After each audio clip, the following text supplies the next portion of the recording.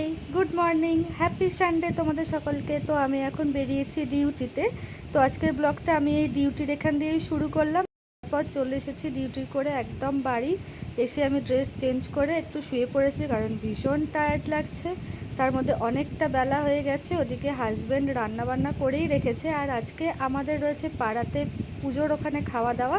তো সেই জন্য শুধু শ্বশুরমশাইয়ের জন্যই রান্না হয়েছে। তো এখন এসেছি আমি শ্বশুরমশাইকে খাবার দিতে, কারণ প্রায় 12:30 পৌনে একটা মতন বাজে।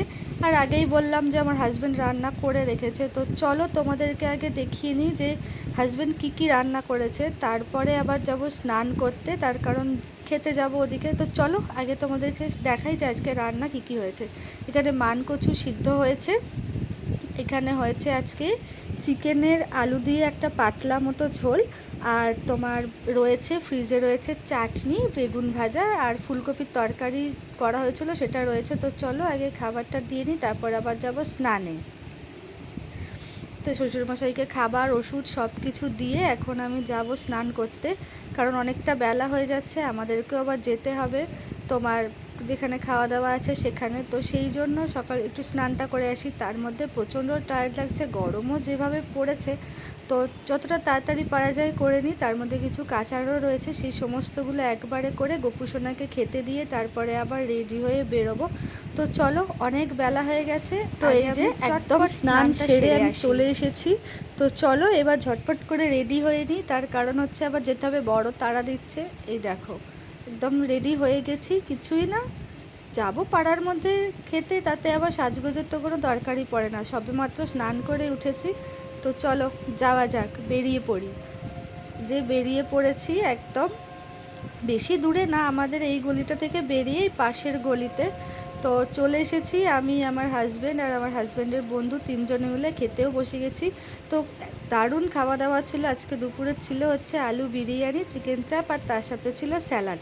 খাওয়া দাওয়াটা দারুণ হলো। তো চলো এবার বাড়ি যাই, বাড়ি গিয়ে একটু রেস্ট নেব। আজকে মা আর ভাই আসবে। তো তার মাঝখানে আমার বেশ অনেকগুলো কাজ রয়েছে, একটু রেস্ট করব, তার আগে দেখাই কটা বাজে হবে। এখন বাজে হচ্ছে 3:45। এখন আমি খাওয়া দাওয়া করে আসলাম, এত টায়ার্ড লাগছে, খুব শরীরটা খারাপ লাগছে, একটু রেস্ট নেব, চলো ফ্রেশ হয়ে নিই। তো তারপর আমি ফ্রেশ হয়ে একটু শুয়ে পড়লাম। বর আসেনি বাড়ি এখনও, ওর বন্ধুর সাথে বাইরে দাঁড়িয়ে গল্প করছে। আর এদিকে বাইরে দেখো আকাশটার কি অবস্থা, একদম কালো মেঘ করে এসেছে, যেন এখনই মনে হচ্ছে সন্ধ্যা হয়ে গেছে।